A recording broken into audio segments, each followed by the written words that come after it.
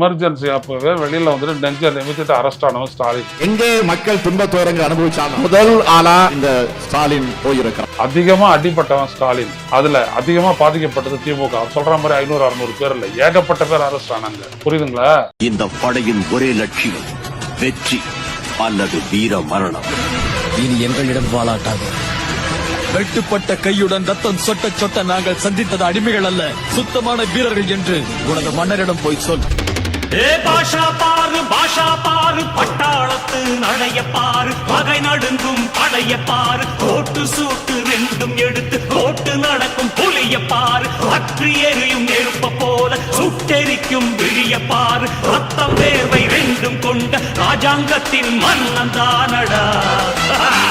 இவன் பேருக்குள்ளே காந்தம் உண்டு உண்மைதானடா, இவன் பேருக்குள்ளே காந்தம் உண்டு உண்மைதானடா.